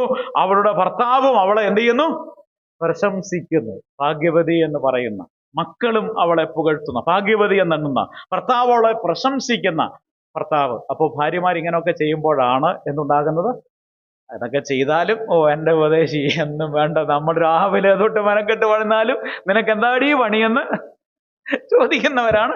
അത് അറിവില്ലായ്മ എന്ന് വിചാരിച്ചാൽ മതി. എനിക്ക് ഈ കല്യാണം കഴിഞ്ഞപ്പോൾ ഞാൻ വിചാരിച്ചു, പെണ്ണുങ്ങൾക്ക് എന്താ ഞാൻ ഒരു കഴിഞ്ഞ ദിവസം പറയാറ്, വീട്ടുകാരൻ വണ്ടിയുടെ ലോണ്, അത് ഇത്, വീട്ടിലെ കാര്യം, ഫീസ് കാര്യം, ഏറ്റവും വിസഡുമായിട്ട് വീട്ടിൽ വരുന്നത്. നമ്മൾ വന്നിട്ട് ഭർത്താവ് ഞങ്ങൾ നിനക്ക് എന്താ അടി പണി? അപ്പൊ ഇതിന്റെ പരിപാടി ഇത് ചെറിയ പണിയല്ലെന്ന് എനിക്ക് മനസ്സിലായത്. എൻ്റെ ഭാര്യയ്ക്ക് 2-3 ദിവസം അസുഖമായിട്ട് കാണും. അപ്പം നമ്മൾ അത്യാവശ്യം കാര്യങ്ങളൊക്കെ ചെയ്യാൻ എനിക്കറിയാം കേട്ടോ, അത്യാവശ്യം വേണം. അപ്പം ഞാനിതൊക്കെ അടുക്കള കാര്യം ഒന്നും വേണ്ട, നമ്മളെല്ലാം ചെയ്തു കൊടുത്തു. ഇത് എത്ര പണിതിട്ട് 4 മണി വരെ പണിതിട്ട് പണി തീരുന്നില്ല. അന്നേരം എനിക്ക് മനസ്സിലായി ഇത് ചെറിയ പണിയല്ല, നമ്മൾ ചെയ്യുന്ന പണി, ആണുങ്ങൾ ചെയ്യുന്ന പണിയെക്കാട്ടിനും വലിയ പണി. അപ്പോൾ ഇതൊന്ന് കഴുകി വെച്ച് ഒരു ചായ വെച്ച് അത് കഴിഞ്ഞ് അടുത്തയാണ് വരുന്നത്. അത് കഴിഞ്ഞ് ഉച്ചക്കത്തെ കാര്യം, ബ്രേക്ക്ഫാസ്റ്റ്, രാപകലോളം പണിതാൽ ഈ അടുക്കള പണി എന്ത് ചെയ്യത്തില്ല, തീരത്തില്ല. അപ്പോൾ ഇത് പണിയുണ്ടെന്ന് ഈ സഹോദരന്മാരത് മനസ്സിലാക്കാത്ത കാരണം ഇങ്ങനൊരു സാഹചര്യം ഉണ്ടാകത്തോണ്ട്. ഇങ്ങനെ ഉണ്ടാക്കി കഴിഞ്ഞാൽ മനസ്സിലാക്കി ഇത് പിന്നെ പിന്നെ സഹോദരന്മാർ ചെയ്യുന്ന ടെക്നിക്ക് കണ്ടറിയോ? എന്നതാണ് ഹോട്ടലിൽ വാങ്ങിച്ചിട്ട് വെറുതെ കിടന്ന് പണിയേണ്ട ആവശ്യമില്ലല്ലോ എന്ന് വിചാരിക്കും. അപ്പൊ സഹോദരിമാരുടെ പണി തീർച്ചയായിട്ടും അത് ആദരിക്കപ്പെടേണ്ടുന്ന, തീർച്ചയായും നിങ്ങൾക്ക് ഒത്തിരി കായികവും മാനസികമായ ഉത്തരവാദിത്തങ്ങളുള്ള കാര്യങ്ങൾ തന്നെയാണ്. അതിനോടൊപ്പം തന്നെ പിന്നെ സ്ത്രീകൾക്ക് വേറൊരു ഗുണമുണ്ട്. ഒരേ കാര്യം എന്ത് ചെയ്യാൻ സാധിക്കും, പല കാര്യങ്ങളും ഒരേ സമയത്ത്. ആണുങ്ങളൊക്കെ ഞങ്ങൾ ഒരു കാര്യം ഒറ്റ സമയത്ത് ചെയ്ത് തീർത്തിട്ട് അടുത്ത പരിപാടിക്ക് പോകും. പെണ്ണുങ്ങൾ അങ്ങനല്ല, 4 കാര്യം ഒരേ സമയത്ത് വെച്ച് കളയും. ഞാൻ ഇവിടെ കടുകുറ, അവിടെ ഒന്ന് ഇത് എണ്ണ ഇവിടെ ഒടിച്ചിട്ട് പോകും കരിയാപ്പല പറിക്കാനായിട്ട്. കേട്ട് ഇതെന്തൊരു സംഭവം, നമ്മളെ കാണാൻ കരിഞ്ഞു പോയി പരിപാടി കഴിയും. അപ്പോൾ പെണ്ണുങ്ങൾക്ക് അപാരമായ കഴിവുണ്ട്. അവർക്ക് ഒരു കാര്യം തന്നെ പല സമയത്ത് ചെയ്തു തീർക്കാനുള്ള കഴിവ്, അങ്ങനെയാണ് ദൈവം സൃഷ്ടിച്ചു വെച്ചിരിക്കുന്നത്. അപ്പോൾ നിങ്ങളിലൊക്കെ അപാരമായ കഴിവുകളുണ്ട്. ആ കഴിവുകളെല്ലാം അപ്പോൾ പല ടാസ്കുകൾ വന്നാലും, ഞാൻ എൻ്റെ ഭാര്യ കണ്ടിട്ടുണ്ട്, പല ടാസ്ക് ഒന്നിച്ച് വന്നാലും അത് കൂടായിട്ട് ചെയ്ത് തീർത്തിട്ട് പോകും. എന്നെ കൊണ്ടാണ് നടക്കുന്ന കാര്യമല്ല. അപ്പോൾ അവർക്ക് പെണ്ണുങ്ങളെ ദൈവം സൃഷ്ടിച്ചു വെച്ചിരിക്കുന്ന അങ്ങനെ. എന്നാൽ ചില പെണ്ണുങ്ങളുണ്ട്, ഇവിടെ എല്ലാവരും അല്ല, ചിലർ എന്ത് ചെയ്യും, ഈ സാധ്യതകളും കഴിവുകളും ഒന്നും ഉപയോഗിക്കാതെ രാവിലെ തൊട്ട് സീരിയലിൻ്റെ മുമ്പ് ഇരിക്കുക, ടിവിയുടെ മുമ്പ് ഇരിക്കുക, അപ്പുറത്തെ വീട്ടിൽ പോയി അവിടുത്തെ കൊച്ച് അതിലെ ഓടിപ്പോയ കാര്യം പറയാ, ഇതെല്ലാം വരിക. ഭർത്താവ് വരുമ്പം ഒന്നും ഉണ്ടാക്കാതിരിക്കുക. ഭർത്താവിനെ നിങ്ങൾ എന്ത് ചെയ്യാണ്? ചൂട് പിടിപ്പിക്കും. പറഞ്ഞില്ലേ, നാവ് കൊണ്ട്. നിങ്ങൾ എന്ത് ചെയ്തു നോക്കുമ്പോൾ നിങ്ങൾ ചൂട് പിടിപ്പിക്കും. നിങ്ങൾ പണിയുള്ള എനിക്കുള്ളതെന്ന്. അപ്പോൾ പിന്നെ അവിടെ കലാപമാകും, അടിയാകും. അതുകൊണ്ട് അങ്ങനെ ഉത്സാഹമുള്ളവരായി തീർന്ന് നമ്മുടെ മക്കൾക്കും നമ്മുടെ കുടുംബത്തിലും മറ്റുള്ളവരും ഒക്കെ കാണുമ്പോൾ അവർ ഉത്സാഹിയായ ഒരു സ്ത്രീ, ഒരു മാതാവാണ് എന്ന് പറയത്തക്ക രീതിയിൽ ജീവിക്കുവാനിടയാകട്ടെ. 12-ാമത്തെ, ഒരു ഡസൻ ഓർമ്മ തന്നിട്ട് നിർത്തുക. ഒറ്റ കാര്യമാണ്. 3 മണി കഴിഞ്ഞാൽ നിങ്ങൾ പറയും ഇതും നല്ല ഓർമ്മയാണ്, എൻ്റെ ഉപദേശിയെ പുള്ളിയെ വിളിച്ചിട്ട് 3 മണിയായിട്ട് നിർത്താൻ പോലും 3 മണിയായിട്ട് നിന്നില്ല, അതൊരു വലിയ ഓർമ്മയാണ്, അതുകൊണ്ട് ഇനിയും മേലെ വിജുവാലിറ്റി പ്രസംഗിക്കുന്നിടത്ത് ഞങ്ങൾ പോകുന്നില്ല എന്ന് പറയാതിരിക്കാൻ വേണ്ടി 3 മണിക്ക് തന്നെ പ്രാർത്ഥിച്ച് അവസാനിപ്പിക്കുന്ന 14-ാമത്തെ വാക്യം പറഞ്ഞ് അവസാനിപ്പിക്കുക. 5:14. 1 തീമോഥെയോസ് 5:14.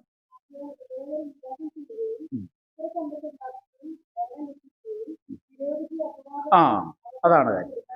വിരോധിക്ക് അപവാദത്തിന് അവസരം കൊടുക്കാതെ ഇരിക്കുക. മറ്റൊരു കാര്യം, വിരോധി എന്ന് പറഞ്ഞാൽ ശത്രുവായവൻ നമുക്കെതിരെ എന്തെങ്കിലും കാണാനായിട്ട് എന്ത് ചെയ്യുക?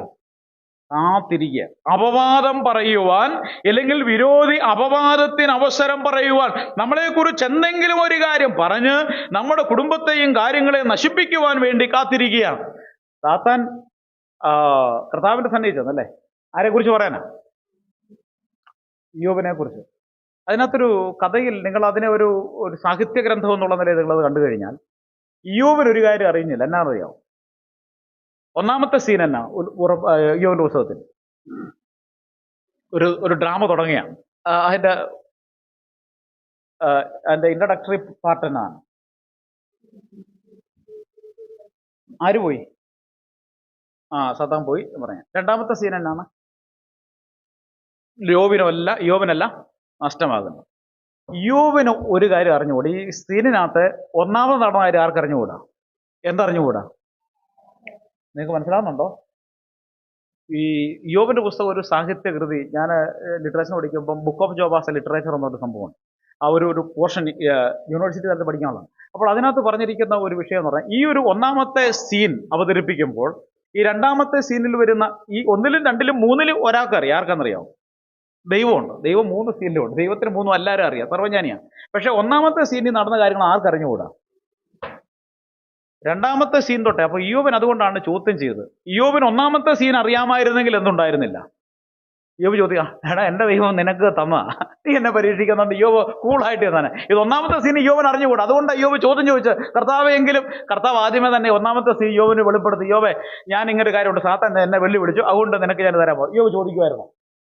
ഇയ്യോബിന്റെ പുസ്തകത്തിലെ ഫിലോസഫിക്കലായ ചോദ്യങ്ങളൊന്നും ഉണ്ടാകത്തില്ലായിരുന്നു. ഒരു ചോദ്യം ഇയ്യോബ് ചിരിച്ചുകൊണ്ട് അങ്ങനെ ആസ്വദിച്ച് അത് അവൻ്റെ കളിയാന്ന് പറയാൻ ഉണ്ടാതിരുന്നാണ്. പക്ഷെ ദൈവം ചില സമയങ്ങൾ അങ്ങനെയാണ്. ചില കാര്യങ്ങൾ നമുക്ക് എന്ത് ചെയ്യത്തില്ല, വെളിപ്പെടുത്തരുത്തില്ല. അത് ആർക്കറിയാം? ദൈവത്തിനറിയാം. നമ്മുടെ ജീവിതത്തിൽ ചില കാര്യങ്ങൾ, നമ്മളൊരു കാര്യം മനസ്സിലാക്കുക, സാത്താൻ അപവാദം പറഞ്ഞിട്ട് നമ്മളെ ഒരുപക്ഷെ ശോധന കഴിക്കുവാൻ, ദൈവത്തിന് നമ്മളെ പ്രൂവ് ചെയ്യാൻ വേണ്ടിയാകാൻ ചില സാഹചര്യങ്ങൾ നമ്മുടെ ജീവിതത്തിൽ വരുന്നു. യോബിന്റെ ജീവിതത്തിൽ നഷ്ടമായത് എന്തൊക്കെയല്ലേ?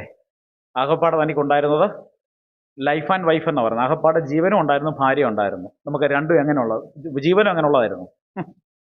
ഈ ഇത് ചൊറിഞ്ഞ് എങ്ങനെയാലും സൂര്യാസിസ് വന്ന് അസഹനീയമായ ജീവിതം. ഭാര്യയോ ഇങ്ങനൊരു സമയത്ത് അച്ചായ പോട്ടെ എന്ന് പറഞ്ഞ് കൂടെ നിൽക്കേണ്ട ഭാര്യ എന്നാ പറഞ്ഞു? പോയി ചാഹ മനുഷ്യ എന്ന് പറഞ്ഞു. ഇപ്പം ഇങ്ങനെയുള്ള ഭാര്യ. അപ്പം ആകപ്പാടെ ഉള്ളത് വൈഫ് ആൻഡ് ലൈഫ്, ഭാര്യയും ജീവിതവും മാത്രം. അതും അസഹനീയമായൊരു അനുഭവം. ഈ ഒരു സാഹചര്യത്തിലും യോബ് ദൈവത്തോടൊക്കെ ചോദ്യങ്ങൾ, ഈ സാഹചര്യങ്ങളൊക്കെ വന്നു എങ്കിലും ഞാൻ പറഞ്ഞു വന്നതിൻ്റെ താല്പര്യം, നമ്മുടെ ജീവിതത്തിൽ ചില കാര്യങ്ങൾ ഇങ്ങനൊക്കെ വരും. നമുക്ക് 1-ാമത്തെ സീനും അറിഞ്ഞുകൂടാ, ലാസ്റ്റത്തെ സീനും അറിഞ്ഞുകൂടാ. നമുക്ക് ആകപ്പാട് അറിയാവുന്ന ഏത് സീനാണ്? Present situation. നമ്മുടെ ജീവിതത്തിൽ കഷ്ടങ്ങൾ, പ്രയാസങ്ങൾ, പ്രതിസന്ധികൾ. ചോദ്യങ്ങളില്ലാത്ത കുറേ ഉത്തരങ്ങൾ നമുക്ക് എപ്പോഴും ഉണ്ടല്ലേ? ഇല്ലേ? എനിക്ക് ഉത്തരവില്ലാത്ത കുറേ ഉത്തരങ്ങളുണ്ട്. എന്ന് പറഞ്ഞാൽ ഉത്തരങ്ങളില്ലാത്ത കുറേ ചോദ്യങ്ങളുണ്ട്. ഞാൻ പറഞ്ഞല്ലോ, എൻ്റെ ജീവിതത്തിൽ പിതാവ് ലോകത്ത് നിന്ന് മാറ്റപ്പെട്ട് കഴിഞ്ഞപ്പോൾ ചോദ്യങ്ങളോടുകൂടെ ജീവിച്ചവനാണ്. ദൈവമില്ല എന്നുള്ള ഒരു കൺക്ലൂഷനിലേക്ക് വരെ ഞാൻ എത്തിച്ചേർന്നവനാണ്. അതിനൊന്നും നമുക്ക് ഉത്തരവില്ല. ദൈവം ഉണ്ടെങ്കിൽ വായി. പക്ഷെ ഇന്ന് ഈ ഒരു സാഹചര്യത്തിൽ നിൽക്കുമ്പോൾ എനിക്ക് കാര്യം മനസ്സിലായി. ദൈവത്തിങ്കിലേക്ക് ഞങ്ങളെ അടുപ്പിക്കുവാൻ, ഈ ദൈവത്തെ ഞാൻ അറിയുവാൻ, ഇന്ന് ഞാൻ നിങ്ങളുടെ മുമ്പാകെ നിൽക്കുമ്പോൾ എന്നെ ഇതിന് പ്രാപ്തനാക്കുവാൻ ദൈവത്തിൻ്റെ ഒരു പരിശീലന കളരിയായി. നമുക്കത് മനസ്സിലാക്കുവാൻ, മാനുഷിക ബുദ്ധിയിൽ ഉൾക്കൊള്ളുവാൻ നമുക്ക് സാധ്യമല്ല. പക്ഷെ ദൈവം നമുക്ക് കൃപ നൽകും. ആ ദൈവത്തെ നമ്മൾ ആശ്രയിച്ച് മുമ്പോട്ട് പോകുമ്പോൾ ഒരുപക്ഷെങ്കിൽ ഇന്ന് ഈ ക്ലാസ്സിൽ പങ്കെടുക്കുമ്പോൾ നിങ്ങൾക്ക് ഉത്തരം കിട്ടാത്ത നിങ്ങളുടെ മക്കളെക്കുറിച്ച്, ജീവിതത്തെക്കുറിച്ചോ, ഭാവിയെക്കുറിച്ച്, രോഗത്തെക്കുറിച്ചൊക്കെ ഉത്തരമില്ലാത്ത കുറെ ചോദ്യങ്ങൾ നിങ്ങളെ മതിക്കുന്നുണ്ടാകും. ഒരുപക്ഷെങ്കിൽ സാത്താൻ നിങ്ങളെക്കുറിച്ച് അപവാദം പറയുക, നിങ്ങളുടെ വിശ്വാസത്തെ തെളിയിക്കുവാൻ വേണ്ടി ദൈവത്തോട് പറഞ്ഞതാണെങ്കിൽ, ദൈവം by the permissive will of God, ദൈവത്തിന്റെ അനുവദനീയമായ ഹിതത്തിന്റെ കീഴിൽ ചില കാര്യങ്ങൾ നടക്കും. ദൈവത്തിന്റെ അനുവദനീയമായ ഹിതത്തിലാണ് എങ്കിൽ മൂന്നാമത്തെ പാട്ട് നമ്മുടെ ലൈഫിലുണ്ട്. എന്താണ്? ശുഭ സമാപ്തി ഉണ്ടാകും. കഥകളിൽ പലതരം കഥകളുണ്ട്. ശുഭമായി സമാപിക്കുന്നുമുണ്ട്. മറ്റൊന്നെന്താണ്? വേദനയോടുകൂടി സമാപിക്കുന്ന കഥകളും ലോകത്തിലുണ്ട്. നമ്മളുടെ ജീവിതം ശുഭകരമായി സമാപിക്കണമെങ്കിൽ നമ്മൾ എന്ത് ചെയ്യണം?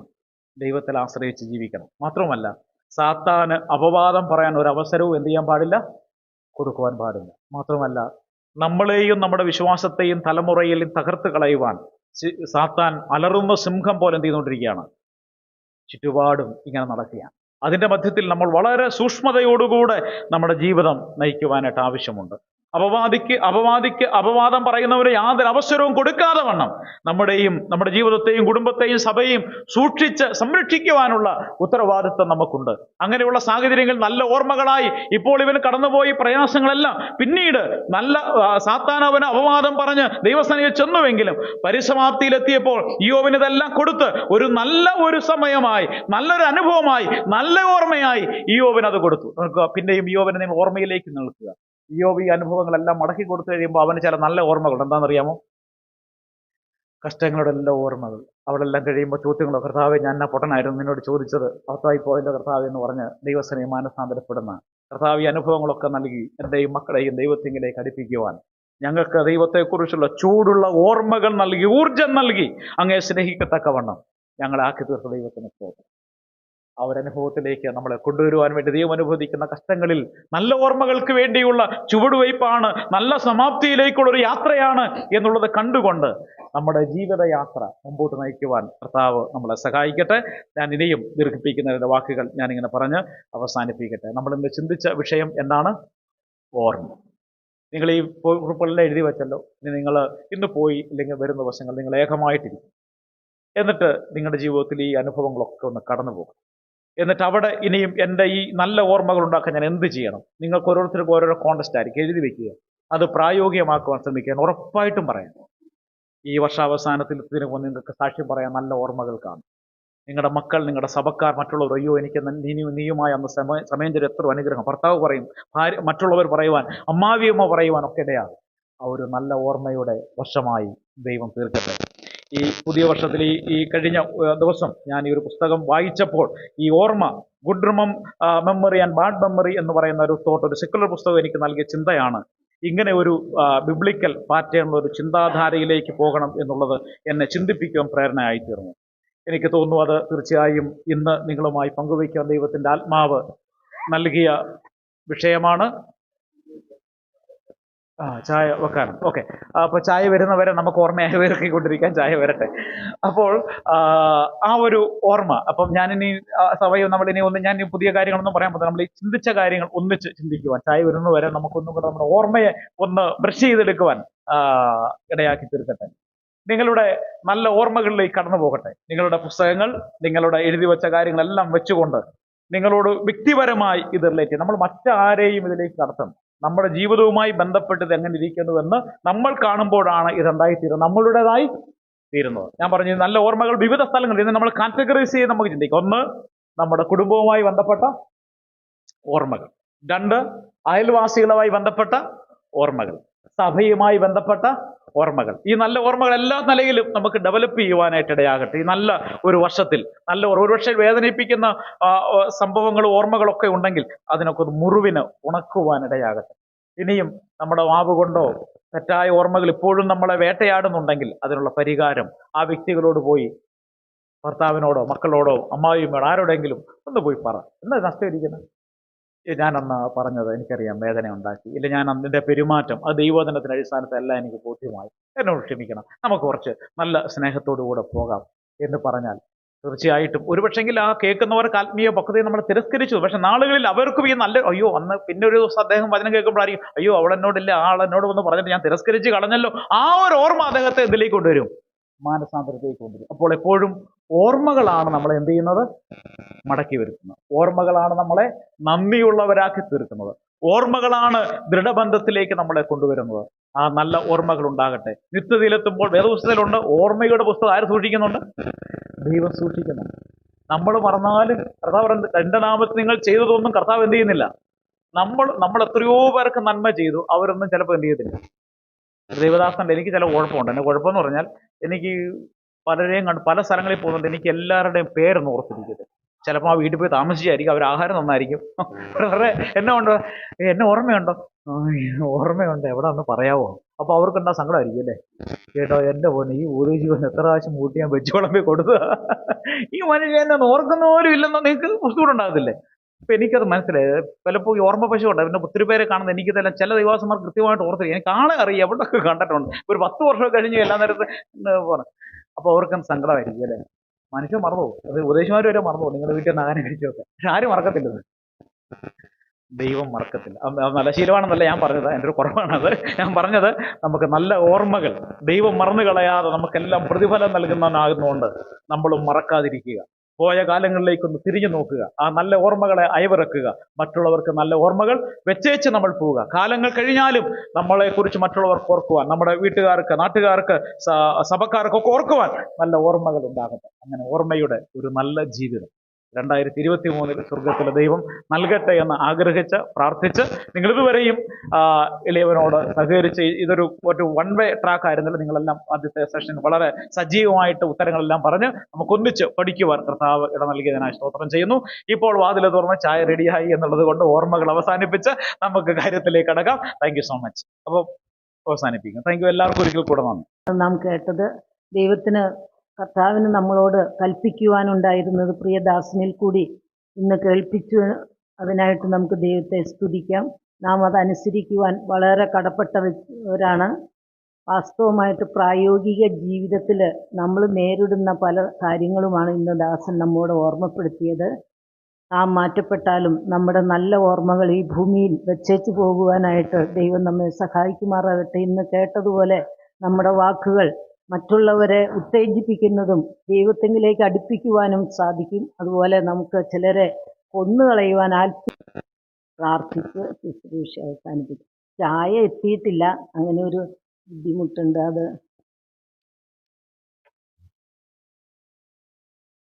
ആർക്കെങ്കിലും അത്യാവശ്യം സാക്ഷ്യം പറയാനുണ്ടോ? എന്തെങ്കിലും 10 മിനിറ്റ് ആർക്കെങ്കിലും എന്തെങ്കിലും സാക്ഷ്യം പറയാനുണ്ടെങ്കിൽ പറയാം. അല്ലെങ്കിൽ ഒരു സഹോദരൻ വന്ന് പ്രാർത്ഥിച്ച് ശുശ്രൂഷ അവസാനിപ്പിക്കും. എനിക്ക് ഇന്ന് ഇവിടെ കടന്നു വന്ന ഞങ്ങളോടൊപ്പം ആയിരിക്കാനിടയായതൊക്കെ ദൈവത്തെ സ്തുതിക്കുന്നു. എൻ്റെ പേര് ഗ്രേസ് സാമുവൽ എന്നാണ്. 29 വർഷത്തിന് മുമ്പ് ഈ പ്രദേശത്ത് നിന്ന്, കേരളത്തിൽ നിന്ന് ഞാൻ രാജസ്ഥാനിലേക്ക് കർത്താവിൻ്റെ വേലയ്ക്കായിട്ട് പോയതാണ്. അതിനു മുമ്പ് ഞാനിപ്പോൾ മലയാളം കേൾക്കുകയും പാടുകയും ഒക്കെ ചെയ്യുമ്പോൾ അതിൻ്റെ വേറൊരു അനുഭവമാണ് എന്നുള്ളത് ഞാൻ ഓർക്കുന്നു. നിങ്ങൾ എല്ലാവരും ഞങ്ങളെയും പ്രാർത്ഥനയിൽ ഓർക്കും എന്ന് ഞാൻ വിശ്വസിക്കുന്നു, അങ്ങനെ അപേക്ഷിക്കുന്നു. വളരെ സന്തോഷകരമായ ഒരു ദിവസം ദൈവത്തിൻ്റെ ചിലവഴിക്കുവാൻ കൊണ്ട് ദൈവം നമുക്ക് സാവകാശം ഒരുക്കിയത് ഓർത്ത് നമുക്ക് ദൈവത്തെ സ്തുതിക്കാം. CSFൻ്റെ മീറ്റിംഗ് ഇവിടെ നടത്തുവാൻ പ്രിയപ്പെട്ടവർ താല്പര്യം കാണിച്ചതിൽ സഭയുമായിട്ടുള്ള സ്നേഹവും നന്ദിയും പിന്നെയും അറിയിക്കും. ദൈവം ഈ പ്രവർത്തനത്തെ തുടർന്നും സഹായിക്കട്ടെ. നമുക്കെല്ലാവർക്കും എഴുതി നിന്ന് ഒരു പാട്ടിൻ്റെ വരി പാടി പ്രാർത്ഥിച്ച് നമുക്ക് സമാധാനത്തോടെ ഭവനങ്ങളിലേക്ക് മടങ്ങിപ്പോകാം. യേശുവിൻ ജനമേ ഭയമെന്തിനകമേ ലേശവും കലങ്ങേണ്ട, നാം അവൻ ദാസരായി വസിച്ചിടാം. യേശുവിൻ ജനമേ ഭയമെന്തിനകമേ ലേശവും കലങ്ങേണ്ട, നാം അവൻ ദാസരായി വസിച്ചിടാം. ലോകത്തിൽ എന്തെല്ലാം ഭാവിച്ചാലും ലോകത്തിൽ ലോകത്തിൽ എന്തെല്ലാം ഭാവിച്ചാലും ആപത്തനർത്ഥങ്ങളണഞ്ഞാലും താപം നമുക്കില്ലെന്നറിഞ്ഞാലും താപം നമുക്കില്ലെന്നറിഞ്ഞാലും യേശുവിൻ ജനമേ ഭയമെന്തിനകമേ ലേശവും കലങ്ങേണ്ട നാം അവൻ ദാസര വസിച്ചിടാം. വിശുദ്ധ പിതാവേ, നല്ല ദിവസത്തിനായി ഞങ്ങൾ അങ്ങേ സ്തുതിക്കുന്നു, സ്തോത്രം ചെയ്യുന്നു. കഴിഞ്ഞ ചില ദിവസങ്ങളായിട്ട് ഞങ്ങൾ ആഗ്രഹിക്കുകയും പ്രാർത്ഥിക്കുകയും ചെയ്തതുപോലെ CSFന്റെ ഒരു ഏകദിന സമ്മേളനം ഈ സഭാഹോളിൽ വെച്ച് നടത്തുവാൻ തക്കോണം അവിടുന്ന് അവസരവും സാവകാശവും നൽകി, അതിനായി സ്തോത്രം ചെയ്യുന്നു. കർത്താവെ, വളരെ സന്തോഷത്തോടെ ഞങ്ങൾ ഇന്ന് അവിടുത്തെ സന്നിധിയിൽ വന്ന് അവിടുത്തെ സ്തുതിക്കുന്നു. ഞങ്ങളുടെ പ്രിയ സഹോദരിമാർക്ക് രാവിലെ തന്നെ ക്ഷമത്തോടെ യാത്ര ചെയ്ത് ഈ സഭാഹോളിൽ വരുവാനും അവിടുത്തെ വചനം ഇന്ന് സമൃദ്ധിയായിട്ട് കേൾക്കുവാനും നൽകി കൂടുതൽ വിനിയോഗിക്കുവാൻ അവിടുന്ന് ഞങ്ങളെ കൂടുതലായിട്ട് സഹായിക്കണേ. ഇന്ന് അവിടുത്തെ വചനം ഐശ്വര്യമായിട്ട് കേൾക്കുവാൻ പ്രിയപ്പെട്ടവർക്ക് അവിടുന്ന് അവസരം നൽകി. കർത്താവ്, ഞങ്ങൾ അങ്ങേ സ്തുതിക്കുന്നു. അവിടുന്ന് ദാസനെയും അവിടുന്ന് ആത്മാവിൽ പറഞ്ഞയച്ചു, അതിനായി ഞങ്ങൾ അങ്ങേ സ്തുതിക്കുന്നു. CSFന്റെ വിവിധ പ്രവർത്തനങ്ങളെ പറ്റിയും ഞങ്ങൾക്ക് ഓർക്കാൻ കൊണ്ട് സാധിച്ചു. കഴിഞ്ഞ അനേക വർഷങ്ങളായിട്ട് സഹോദരിമാരുടെ ഇടയിൽ ഈക്കം കുറഞ്ഞു വരുന്ന കാഴ്ചയാണ് ഞങ്ങൾ കാണുന്നത്. കർത്താവ്, എന്നാൽ അവിടെ തരുന്ന സന്ദർഭം കൂടുതലായി വിനിയോഗിക്കുവാൻ അവിടുന്ന് പ്രിയപ്പെട്ടവരെ അവിടുന്ന് സഹായിക്കണേ. ഇന്ന് പൽക്കാലം തന്ന എല്ലാ നന്മയ്ക്കായി സ്തോത്രം. പ്രത്യേകിച്ച് അവിടെ ദാസനും സമൃദ്ധിയായിട്ട് വചനം വിഭജിക്കുവാൻ കൊടുത്ത കഴിവിനായി സ്തോത്രം. ക്ഷേമത്തോടെ ഞങ്ങളുടെ മധ്യ കൂട്ടുവരുത്തിനായിട്ട് ഞങ്ങൾ അങ്ങേ സ്തുതിക്കുന്നു. ഇപ്പോൾ സമാധാനത്തോടെ ഞങ്ങൾ ഞങ്ങളുടെ ഭവനങ്ങളിലേക്ക് മടങ്ങുന്നു. അവിടുത്തെ കൃപയും പരിപാലനവും തിരുസാന്നിധ്യം കൂടെ ഉണ്ടായിരിക്കണേ. പ്രിയപ്പെട്ടവരെല്ലാവരും ക്ഷേമത്തോടെ തങ്ങളുടെ ഭവനങ്ങളിൽ എത്തിച്ചേരുവോളം അവിടുത്തെ കൃപയ്ക്കുള്ളിൽ സൂക്ഷിക്കണം. നാളെ കർത്തൃ ദിവസമാണല്ലോ, അവിടുത്തെ ആരാധിക്കുകയും മഹത്വപ്പെടുത്തുകയും ചെയ്യേണ്ട ദിവസം. ഞങ്ങളായിരിക്കുന്ന സഭകളിൽ ഞങ്ങൾക്ക് ആ നിലയിൽ അവിടുത്തെ ആരാധിക്കുവാനുള്ള എല്ലാ അവസരവും സാവകാശവും അതിനായിട്ടുള്ള ഉത്സാഹവും എല്ലാവർക്കും നൽകി സഹായിക്കണേ. ഞങ്ങളിപ്പോൾ തൽക്കാലം പിരിയുന്നു. അവിടുത്തെ കൃപയിൽ ഞങ്ങളെ നിലനിർത്തണം. ഇനിയും കാണും വരെ അവിടുത്തെ സമാധാനത്താൽ ഞങ്ങളെ നടത്തണമേ. പുത്രന്റെ നാമത്തിൽ അപേക്ഷിക്കുമ്പോൾ കേൾക്കണം. പരിശുദ്ധ നല്ല പിതാവേ. പിതാവായ ദൈവത്തിന്റെ സ്നേഹവും പുത്രനായ യേശുക്രിസ്തുവിന്റെ കൃപയും പരിപാലിക്കുന്ന പരിശുദ്ധാത്മന്റെ സഹവാസവും കാവലും ഇന്ന് ഇവിടെ വന്ന എല്ലാ പ്രിയപ്പെട്ടവരുടെ മേലും അവരുടെ മടക്കയാത്രയിലും ഉണ്ടാകുമാറാകട്ടെ. ആമേൻ.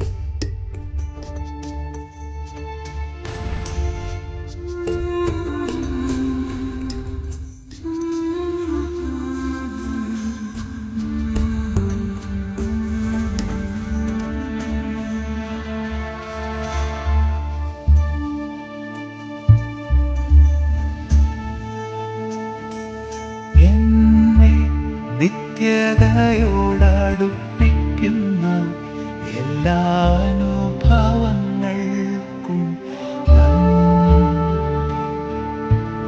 എന്നെ നല്ല ശിഷ്യനാക്കിയിടുന്ന എല്ലാ കുരിശുകൾക്കും നാഥാനം,